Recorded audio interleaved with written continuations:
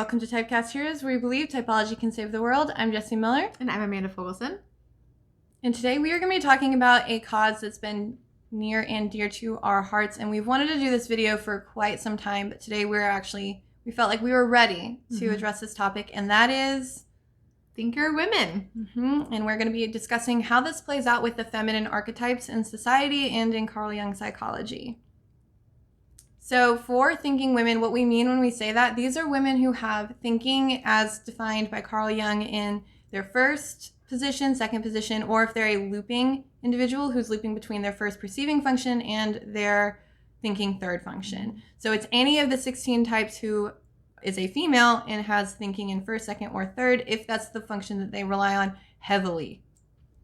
So we've noticed that they come across a lot of consistent problems for them, because one of the things that I've seen pretty prevalent on the internet is that thinking women are uncommon or are less common, but a lot of those women, in my opinion, are probably mistyped because of this heavy push for feminine archetypes. And in my experience, I've typed, I don't even know how many people I've typed anymore. I've interviewed over 3,000 individuals, and I have typed hundreds probably of those people.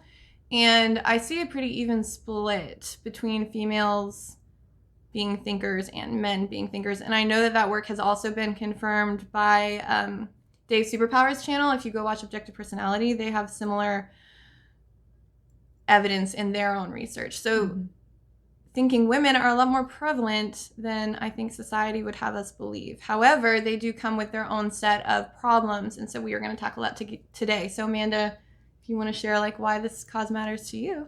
Yeah, so I am an ENFP, and I've always tested as an ENTJ.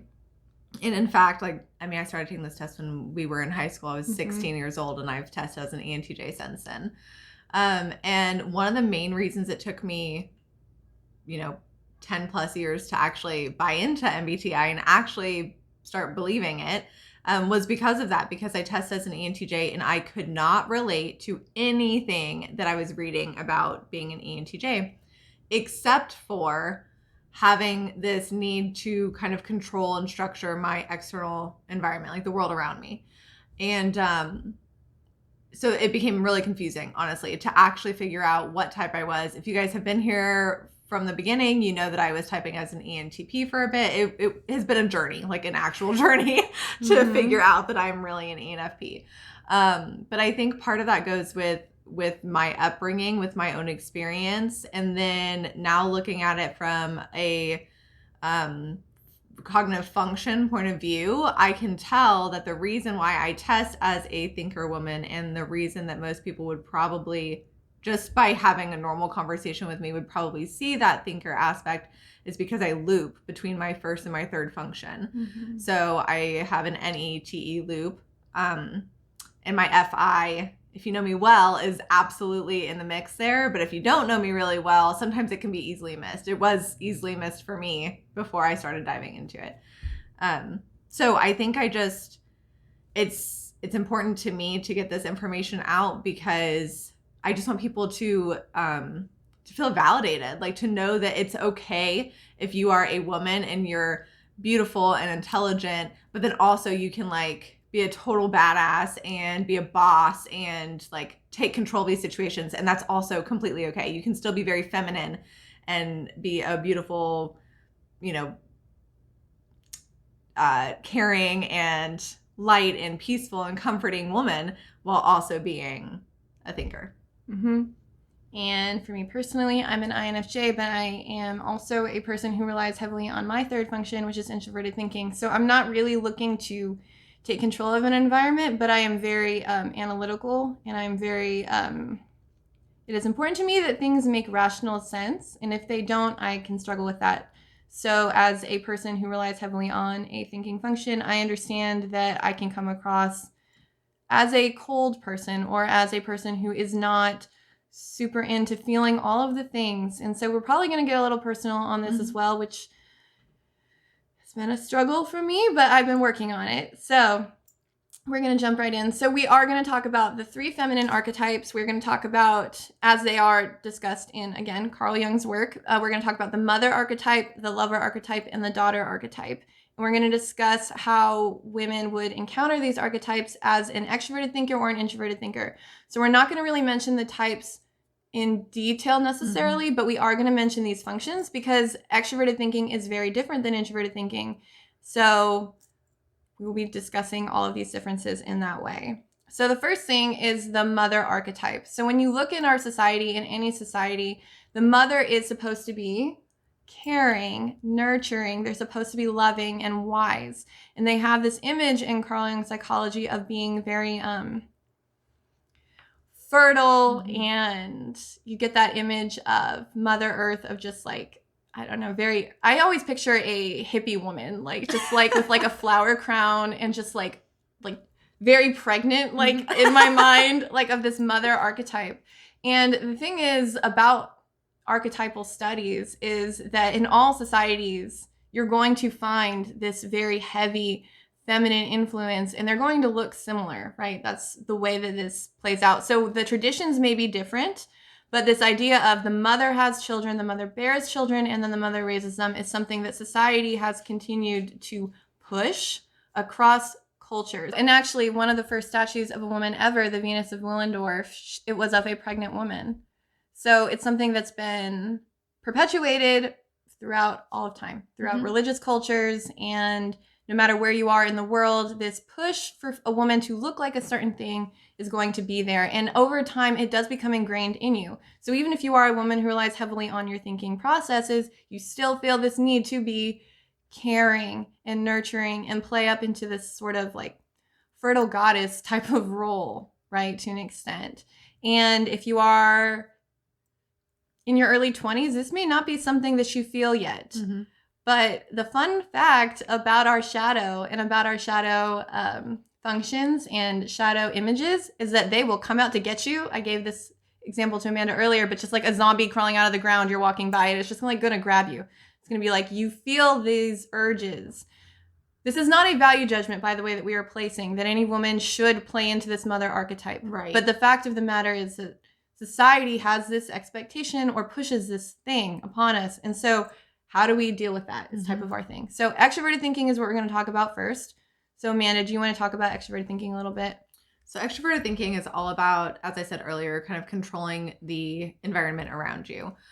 So you're not necessarily wanting to control what people are feeling or what they believe in the situation or anything like that. You're literally wanting to control the systems and the processes around you. And sometimes that looks like maybe controlling the people around you from like managing them, but not necessarily what they're feeling or what their perception is of the situation that you're in. So with TE, looking at it from the mother perspective, what you would want to be doing, what you're typically going to find yourself doing more than likely is controlling the environment in your household. So, or in your own life, if you don't have a husband or kids or anything like that. And so you're going to want to almost, it's going to feel very masculine sometimes because you're going to be the one kind of taking charge, taking the lead. And it's not something, it's probably not as easy for you to be that submissive woman in that sense, like stepping back and being like, I'm going to be that good wife who just sits back and lets her husband pay all the bills and do all the work and do all the things. And I think our society is much more open to that at this point. Like we are growing, obviously. That's, thank God. But I think there's still this role of like the woman can stay home with the kids, and that's still so prevalent in our society today, even more so in the past, but it's still here. And so a lot of times it can feel really uncomfortable. Like I know for myself, my husband is a stay-at-home dad and I work full-time. And so that switch up in our gender roles and our gender stereotypes has been really big for both of us. We've had to overcome a lot of personal obstacles with that. I've had to accept that I'm just good in this role. And for a long time, a lot of guilt came with the fact that I didn't think I was as good as he could be at home with my children. And that really sucked. Like that was a really big obstacle I had to get over. Yeah.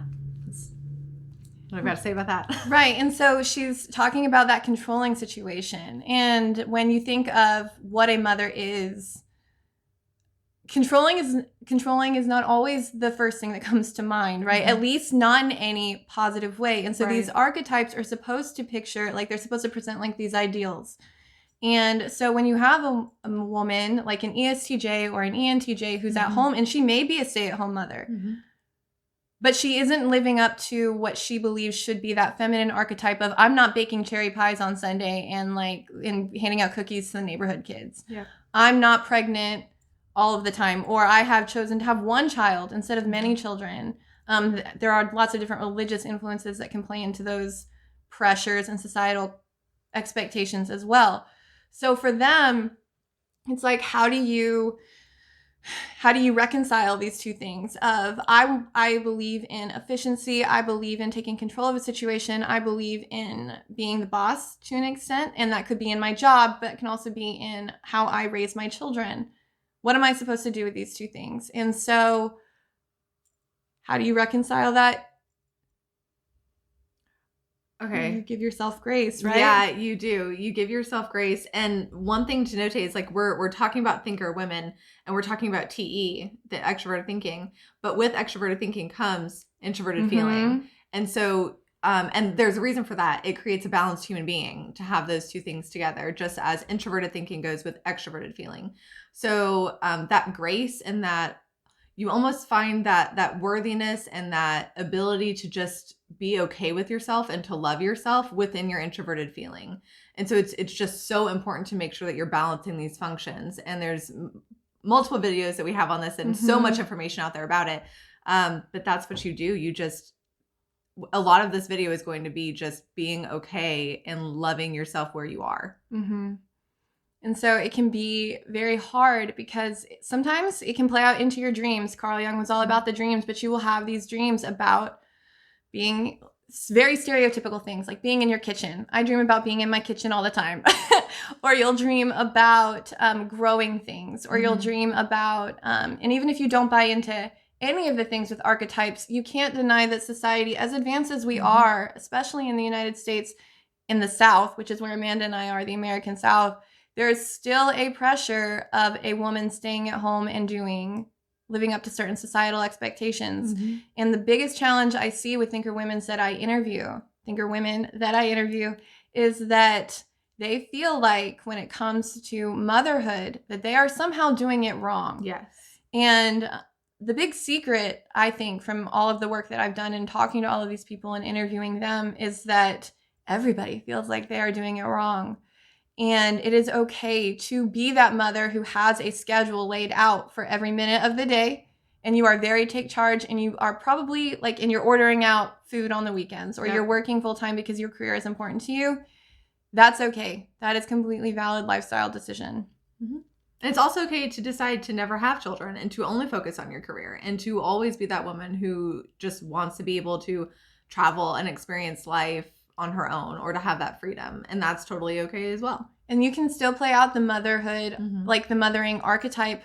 It can just look different. Like you can still be nurturing towards your coworkers. Or I know of so many women who have chosen fur babies. So they love their little animals, and that's okay too. That is a type of, I saw a push on the internet a couple years ago for motherhood can look very different. So it could be that woman who's never had children, never gotten married, but who is a mother figure to the people she works with, or to her nieces and nephews, who has really stepped into that role there. And so motherhood can look very differently. So I think all women, to an extent, have to grapple with that motherhood archetype within themselves at some point in time. But I think reconciling it comes with understanding that motherhood can look different for all of us, and also understanding those unique challenges that come with your functions. So having said that, extroverted thinking is very outward based. It's very controlled. It's very much efficiency and product based. So introverted thinking is different. And so we will approach motherhood differently. Introverted thinking is when you have your own internal code of logical systems, and it has to make sense to you. You're not really interested in pushing it on others. You're not super interested in product.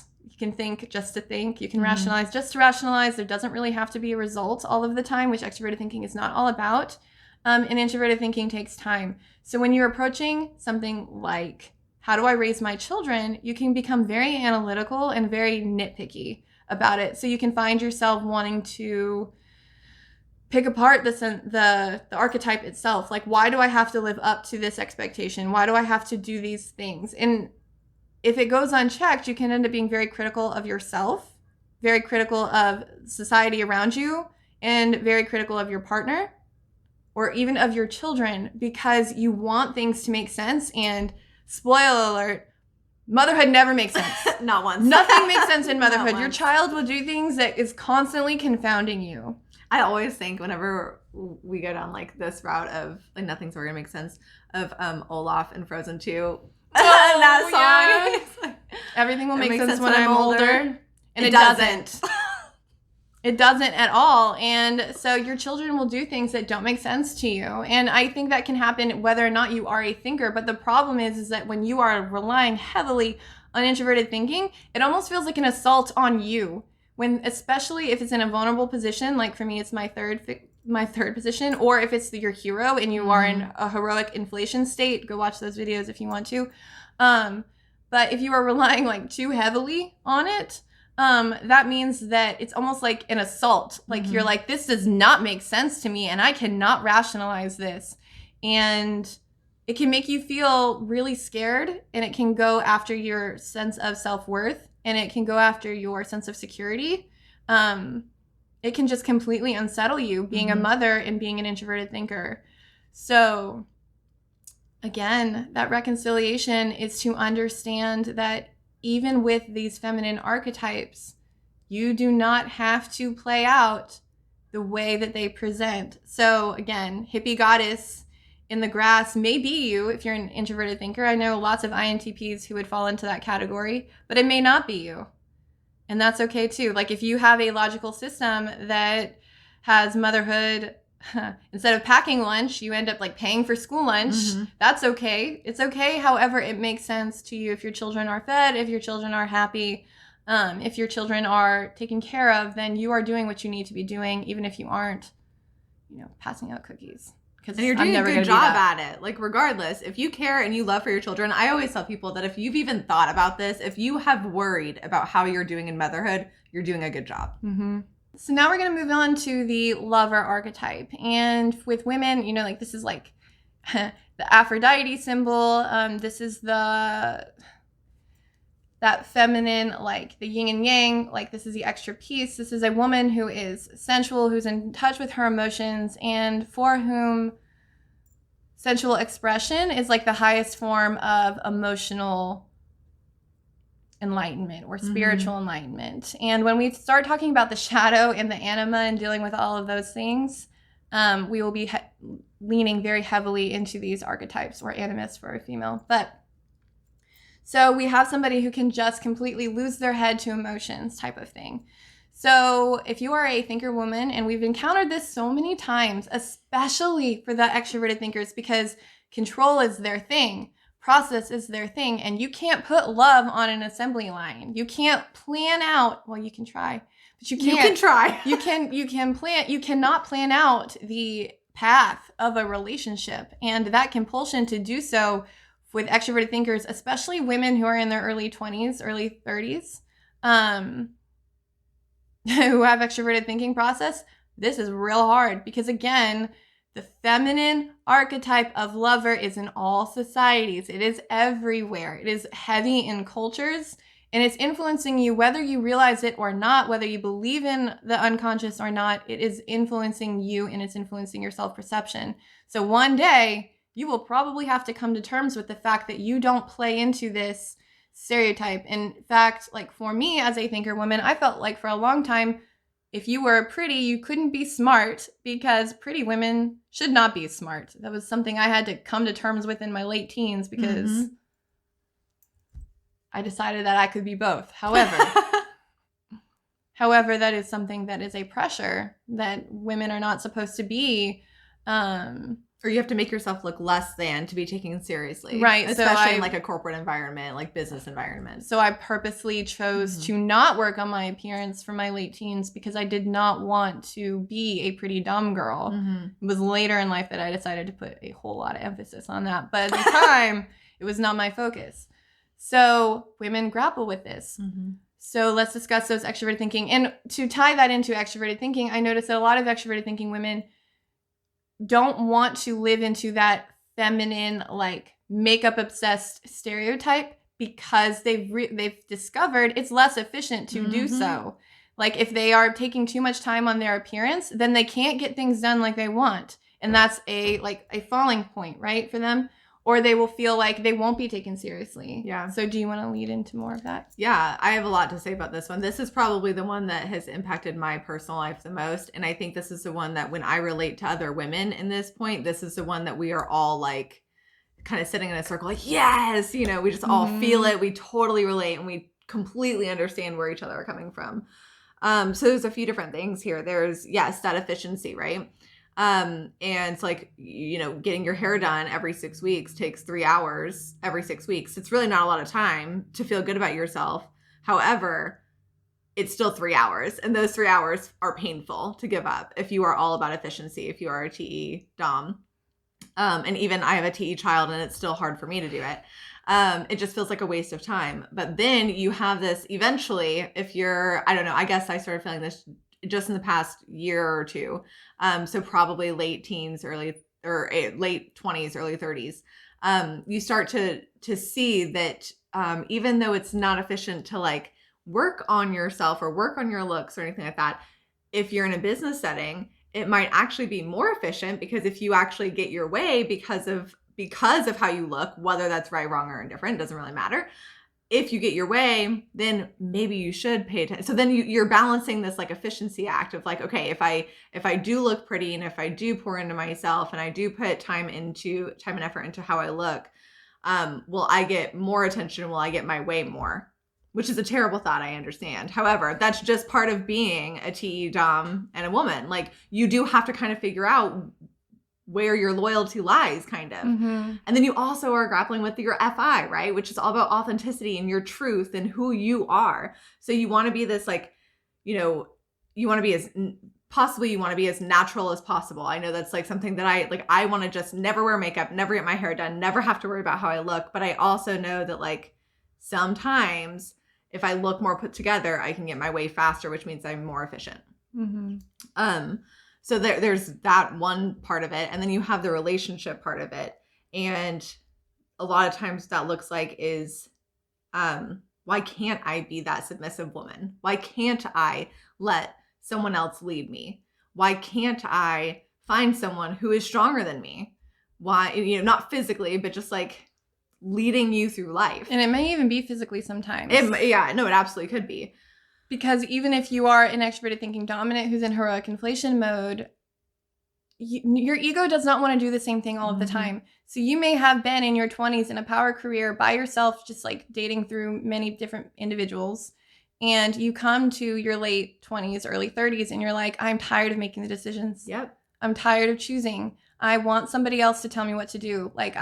Or you may encounter something, like we discussed this in all of our hero videos, so you can go watch them, but you'll encounter something really bad and your ego doesn't know what to do. It's like, oh my God, I don't know how to do this. I don't know how to handle this. And your mind sort of twists itself inside out because it's like, you can't use the function you've always relied on, especially heroic inflation, which I do see often in extroverted thinkers, especially ones who have been particularly successful. They don't really want to do anything but that extroverted thinking process. Because it's always worked for them. Right. And so they come to terms with it a little later than somebody else may because they've never had to. And then that introverted feeling process, especially if extroverted thinking is your dominant function, that introverted feeling really comes out to play and being like, I want to fall in love. Yeah. Like I kind of want to live into this archetype. And again, it's like a zombie reaching out of the earth and grabs you by your ankle and like, I want to do this. I want that all-consuming love. I want to fall for someone and I want to feel this way. And I want to be one of those like giggling girls that you see in these movies.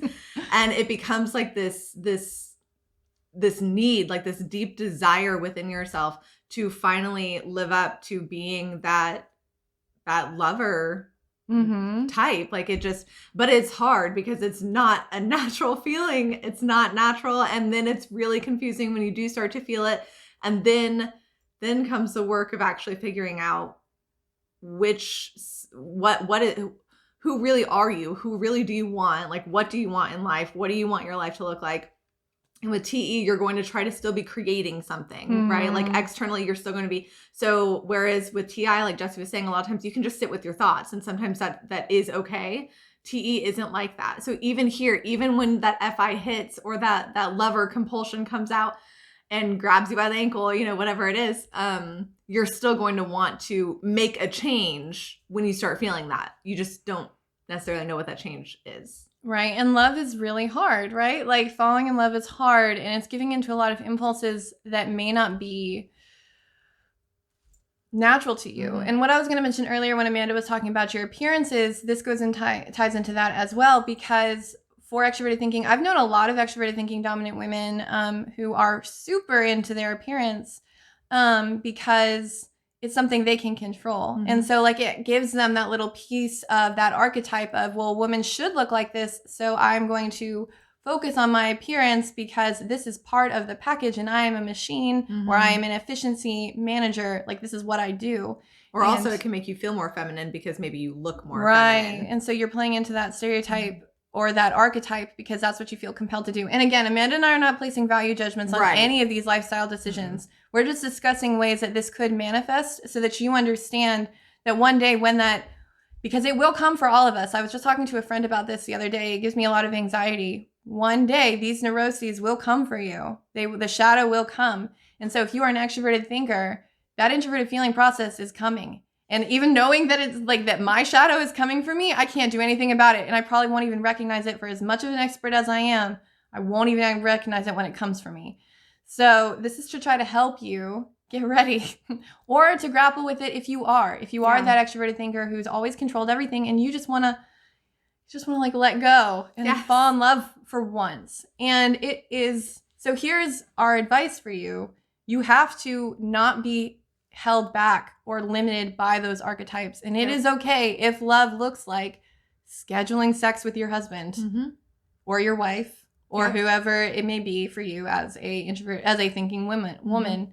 If it looks like that, if it can look like rejecting the idea of what a feminine woman should look like or really leaning into it, as long as it lives up to your introverted feeling process, because as an extroverted thinker, you're going to have both, like Amanda said. It has to register and it has to check out with your process. So let's discuss introverted thinking real quick. So introverted thinking, again, it's your own logical system, right?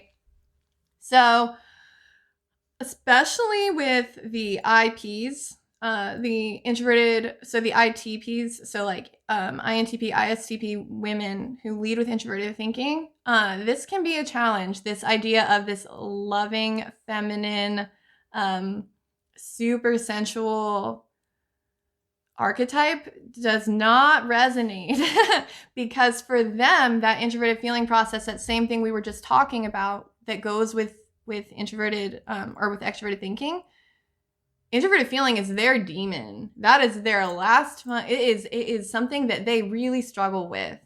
And you can't rationalize emotion. I want to so bad, but you can't. And then on top of it, if you lead with introverted thinking, if that is your very first function, that means that extroverted feeling, which is what everybody else is doing, is your inferior. So you already feel bad about it. You already feel like you already feel like you're not super great at living up to the values of the world. You're not super great at living up to what they think emotions should look like. You already know that. And then you're also leading the world with what makes sense to me. So you're looking around at everybody being like those giggling schoolgirls or being like that sensual, like beautiful woman who's like making all the men go mad. You're looking at them like, what are you doing? Why is this happening? Like, this is not life. Like you are watching things like weddings or Valentine's Day, and you might be that introverted thinker who's like, that's inauthentic. Like, what is happening? That is not natural expression of emotion, which is definitely something that I have complained about many times. So it's this, you may have a hard time rationalizing the emotional process, or when love finds you, you might be like, I don't understand this. Like, this does not make sense to me. You have to, like, explain, like, set out, why do you love me, though? But, like, why, though? Like, and then you want all the reasons. You want, like, this is my argument. This is why I love you. And then these are all of my logical reasons. And love does not work like that. Right? And also from the opposite side, from a TE user, like if you're a TI Dom or a TI woman, then, and you're with a TE man, that is really, really difficult because TE just does, it's apples and oranges here. Like TE does not function the way TI does. So when you're needing those details and you need this, like, it can almost seem like fishing for compliments when it's not. It is truly trying to understand why these emotions are happening. Right. And I think that that's so hard sometimes. And so as a TE, like, there are plenty of times where if Jessie and I are talking, she'll be like, I know, it looks like I'm fishing for compliments. And I've had, in the beginning, it definitely did look that way so many times, but it was an understanding. It was a lack of understanding on her part on why certain people were feeling certain ways. And so it was not that she just wanted to hear all these good things about herself. It was that she was truly trying to rationalize why they felt the way they felt about her. And emotions, again, are really challenging. And so, like, you also have all the other functions you have to take into account. So, like, if you are an introverted thinker who leads with extroverted sensing as well, who has extroverted sensing as their perceiving function, then you have to deal with the fact that you're very in your body, but you may have a disconnect between what your body is experiencing and also, like, your emotional headspace. So, like, you may have trouble associating sexual experiences with emotion, and they may just be like a sexual experience. And so then you have a hard time giving into love or connecting the two things at all because of your perceiving function and how you take in information. It's a mess. And it's a lot of moving parts. It is. And for extroverted intuition, if you're an extroverted intuitive dominant, like an INTP woman, sometimes you fall in love with the possibility of a thing and not the thing. And that's hard too. It's like you're like leaning, your introverted thinking is like, well, I can see, I have all the evidence in front of me, plus my extroverted intuition is like running with this reality, this possibility. And then you're like, this is what I want love to be. This is what I'm going to lean into. And it's actually not reality at all. So it can be really hard and manifest in a lot of different ways when you are an introverted thinker, because you do have your own logical system and you are trying to deal with something that is not logical. It makes no sense. Again, none of this makes any sense to us. The world is crazy, people. Yeah. So the way that TI can rationalize it is, once again, realizing that love is not going to be rational and leaning into however you can make love make sense to you, and having a partner who's understanding that sometimes it's hard for you. And especially if you're both thinkers, I think it depends on the way you look at it, but you could have a harder time or sometimes an easier time because you can define what love looks like for yourself. And so if you have a partner who's willing to make it make sense, or who's willing to, like, listen to your frustrations when things don't make sense in a relationship, or if you are struggling with that disconnect of connecting sex to emotion, that's all okay. It is okay to have all of these insecurities. It is okay to have all of these struggles, as long as you are willing to discuss it with your partner, whoever your partner may be. So it comes with owning, this is part of me, this is part of my thinking process, and this is why, for us, Carl Jung psychology is so freaking valuable, because it gives you an understanding of, I'm an introverted thinker.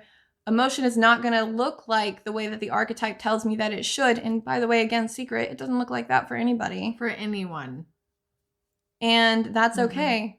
And it can look like how I want it to look like. And if you are starting to feel those pulls of, I really want that romantic love, I really want to feel that all-consuming, like, passion, then go find it. Lean into it. Figure out what that means for you. And that is, you can make it work within your current relationship, or try to find it if maybe your current relationship is at a standstill. But denying that you have these things or trying to shove them down is just going to, like, make your ego fall apart. Well, and also it will backfire, like, in a few years or months or weeks or days. You never know. Because, again, that shadow comes for you. Yes, it will come. And if it's trying to come out, if it's attempting to, and you are, like, shoving it back down, that retaliation is going to be even worse than if you had just, like, accepted it the first time when it was trying to come out. So it's understanding that it's part of you, that there's nothing wrong with you. If you've been a introverted thinker your whole life and now all of a sudden you want to go have a whirlwind romance, but you've been married for 20 years and you don't know how, there are ways that you can bring this about into your current situation. Like, this doesn't mean you have to run off from your spouse. Mm-hmm. It doesn't mean that you have to go do something crazy, but it does mean acknowledging those desires within you. And communicating them, which, again, like, one of the purposes of this channel for Jessie and I is to give people a language. And even if you and your partner are not, experts on MBTI and don't want to talk TI, all these different things, you can at least understand not only where your brain is coming from and why you are functioning and thinking and processing the way that you are, but also how they are and how you two can work together on it. Mm-hmm. So the last archetype is actually an easier one to discuss. So this is the daughter archetype, and this can be for all women throughout, again, multiple cultures, multiple societies, multiple different countries. This is how this plays out. So the daughter archetype is submissive. She's somebody who takes care of her family. She's somebody who listens and does what she's told, like the understanding daughter archetype. The sweet, there's an innocence about her. There is a childishness to her, but the childishness as it applies to females, gender stereotypes and these archetypes, is that she does what she's told. Okay, so, and she's like a good girl. Good girl. Yeah. So this is hard sometimes, and this can be hard for feelers. Like, we are not saying it isn't, but this video is specifically dealing with thinkers grappling with those archetypes. Because even if you are in your 70s and you are a thinker, you can still grapple with the archetype of I am supposed to do things, and the archetypes can jump out at you at any point of your life. Even if your parents are gone, even if you don't have a good relationship with your parents, you may find yourself all of a sudden dreaming about yourself being a child again, or dreaming about young girls, and it's this daughter archetype of I should be a certain way and I'm not, and why. So we're going to talk about how does this play out for an extroverted thinker? Oh, it's just badly, I imagine. So bad. It's just so bad. Yeah, it's because you're okay. So when you're growing up, I remember my parents constantly telling me that when I became a teenager, like, this is before I was a teenager, but they would warn me that when I became a teenager, I would feel invincible and like I could do anything and everything and nothing can stand in my way. And they warned me. I don't know if they maybe saw it in me early on. So they were like, hey, FYI, you're not going to be invincible, but you'll feel that way. But even as a kid, I felt like I knew best. And that has been consistent until I myself became a mother. And then I realized I don't know shit. But until that moment, I truly felt like in every situation I knew best. And if I didn't know best, I could at least handle the situation better than most other people could. So I would go research and figure it out. I would just never rely on anyone else. And I would never listen to anyone else. And I just couldn't take anyone else as seriously as I was taking myself, I guess. And I didn't have the faith that anyone else could do as good of a job as I could with any given situation. Which, again, this puts me in such a bad light, but this is the truth. This is honest. But even now, even with all of the understanding, all of the experiences, and then looking at, I have a few friends who have TE Hero, and looking at all of that, it is so hard. Even when you can talk yourself out of certain situations, it is so hard to truly within yourself feel like you could give up that control. You could let someone who is older than you or who has more status than you or whatever, you could give up all that control and still feel like it was the wrong decision. Still feel like you should have held on. It is an intentional decision that you are making to say, this might fail because I'm not doing it, but I'm going to let it happen because it needs to happen, because I need to be able to take a step back and not be leading the way this time, because I need to be a balanced human being. And so it's not organic at all whatsoever. It's not, if you're a heavy TE user, it is probably one of the hardest things to do probably forever. I mean, I'm only 29, but I can imagine myself at 60 and probably feeling the exact same way, that I could probably do something better than someone else. Maybe. I've talked to many individuals in their 60s and 70s lately. They've been coming out of the woodwork. I think last week alone, I typed 5 people who are over 50. And a lot of that does chill out. Oh, I'm sure. Because even now, like, and again, like, I think, including the fact that I was put in a situation where there's no way to know best, and I think that's honestly what it was thrown into motherhood the way that I was just, there's no way you'll ever know best because there isn't a best. No, and that's going to happen to everyone. There's going to be situations where you encounter where your main function, so extroverted thinking, and even if you're a very balanced extroverted thinking person, if you have a good balance between your first and second, and extroverted thinking is your second function, so that would be for the ISTJ and the INTJ. Even if you're a very balanced one, your feeling process is still going to get left behind to an extent. And so you have to, it's going to come for you. It's going to play out. No person is meant to be the same way throughout the entire arc of their life. It does not work like that. So even if you don't buy into all of this, you do understand that people grow or shrink depending on how you're looking at it, or they change. People do. We're not bound. We don't stay the same. We don't. And so these cognitive functions are a way to look at a ideal projection, and they can help you understand what you're going through. But it is not supposed to be, I am an INTJ. I am always going to control everything all of the time. And I am never going to be told what to do because I reject that daughter archetype. It's never going to make me feel bad about myself. I'm never going to have nightmares about being a bad daughter or about my parents dying or about killing my parents. That's apparently a very common dream when you're dealing with the daughter archetype. I'm never going to do any of these things. Intense. It is. I've done a lot of dream work lately. Yes. But it's like, you say, no, I'm never going to have those things. You probably are going to have those things. They're going to happen. It's going to come out, and neuroses are going to present, and you're going to have to grapple with them. And it's saying, I am missing this part of myself. I am missing being that submissive daughter. I am missing being that submissive person, but I'm okay the way that I am. I'm acknowledging that there's this piece within me. And so that could be, just like Amanda was mentioning for an extroverted thinker, letting somebody else make a decision. And that could be in your work life if you're playing out that way. So if you are a person who has a boss and your boss has been doing this job for like 40 years and they're making choices that you personally do not agree with, sometimes that could just be saying, like, taking that daughter position and like fulfilling that piece of yourself. Or it could be rejecting that daughter altogether and saying, I'm okay with being who I am. I'm going to fight my boss. Right. But I'm acknowledging that I have this internal struggle within me and saying, okay, struggle, you exist, you suck, but I'm going to not do this. I'm not going to listen to that impulse. I'm going to listen into who my authenticity process says I should be. And that is okay too. The problem, again, is when people try to bury it. Yeah. When they say, there is no part of me that wants to be submissive, if that's the thing that's coming out and you're like, nope, you don't exist. Yep. I'm just going to push you back down in the box. Please don't box anything up. That is a mistake. I've lived that lie for so long. Don't do it. It's so idiotic.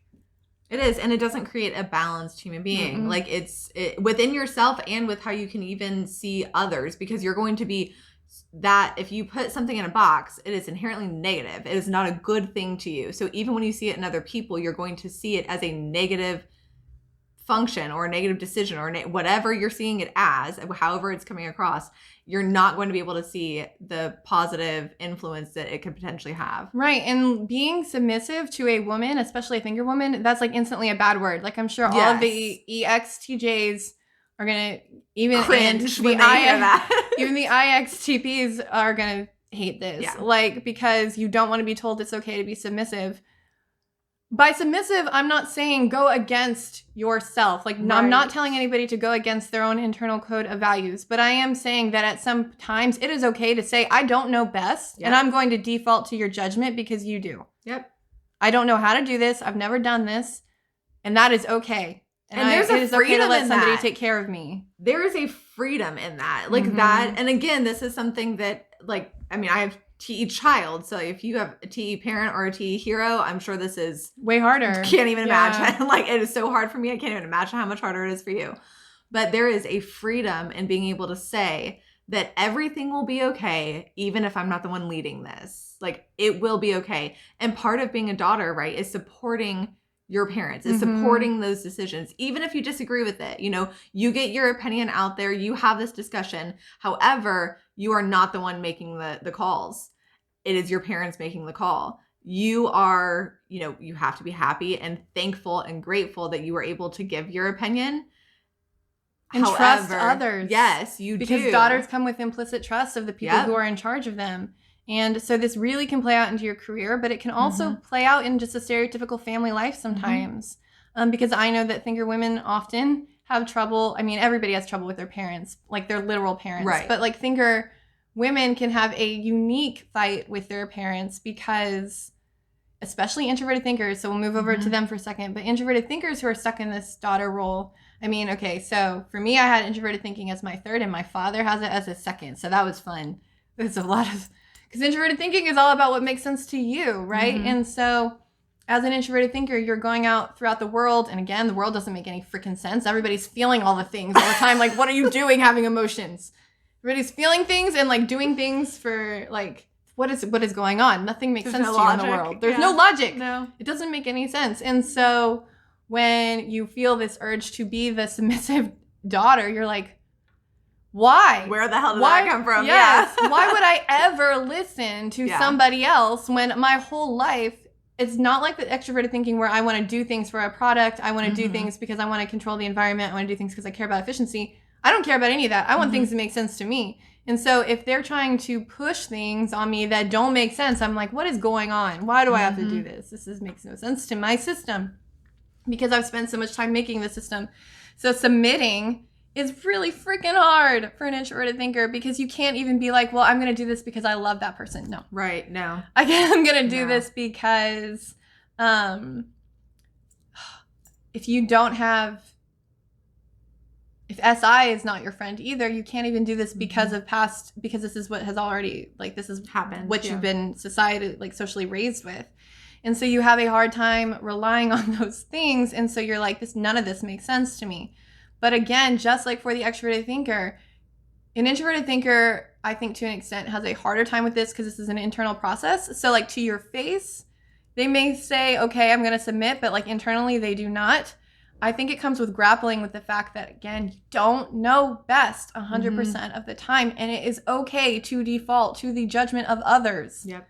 Like, it is okay to take that risk. And it is a risk. I like that you use that word because that's exactly what it feels like. Your emotion in that moment is that you are literally taking a risk of failure, a risk of defeat, a risk of them being right and that you were wrong. Oof. As a TI. I mean, that one is hard. Yes, it is. Yeah. Oh, geez. Yeah. And I mean, and just like what Jesse's talking about with TI, so like if you're a T user and you're hearing her say that like this could be harder for TI, think if someone came into your life and said that you need to be somebody to get something done and it goes completely against your FI. Like think about how much harder that would be for you to, and that's what she's talking about. It's like this TI it's herself, it's her own thoughts, her own brain, her own head.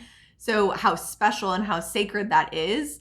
It's very similar to our FI as a TE user. So you could absolutely see how that would be so unbelievably hard and hurtful, honestly, when you would have to kind of submit to others that you don't think know best. Right. And so it is a challenge, but I think coming up, so again, you might be going throughout life and you've been a very happy IXTP or very happy ES or EXTP, and all of a sudden you feel this need to be told what to do. You feel this weird urge to be taken care of, and not in a sexual nature or not an emotional nature necessarily, but like you feel like this impulse, and that's like the daughter archetype playing out within you. And gender stereotypes, we should probably say this, like this should be a big warning. Gender stereotypes are a problem within Carl Jung psychology, but what we are talking about is like these are, again, societal constructs. Right. And we are not placing value judgments. We're not saying that the daughter archetype is bad or the lover archetype is bad or the mother archetype is bad or good. We're just saying they exist. And then we're giving some personal examples of how they're used in our lives. So it might seem negative or positive or that we have an understanding of one more than the other or experience with them or anything like that. But that's not the point of the video. Right. The point is just to talk about these unique challenges that occur as being somebody who identifies as a woman in society. So if you are a person who identifies as a female, these archetypes are going to play out. And you are going to have to grapple with them one day. And this gives you a language, if nothing else, to talk about, these are the societal pressures I am feeling. This is the way my cognitive functions are reacting to those pressures. And we are telling you it is okay to lean into other functions, to accept. It's okay if you are feeling the need to live into any of these functions. Yep. So if you are, or to these archetypes, so if you are feeling like you're in your 70s and you want to be the submissive daughter and you've never wanted to be a submissive daughter before, that is okay. If you are an extroverted thinking woman and you have ran a million companies, or even if you're an extroverted thinking woman and you've been a stay-at-home mom and all of a sudden now you really want to be a lover, like you feel this impulse to be loved and be seen and you've never had it before, that is okay and normal. Or if you... I was about to say, all of these are, it's like, not only is it okay, but they're normal. One of these will happen, I mean, multiple times so throughout many your times. life. Like, I want to be vague about it, but I can't. No. Like, it's going to happen. And you're in a society where the pressure is there, no matter what.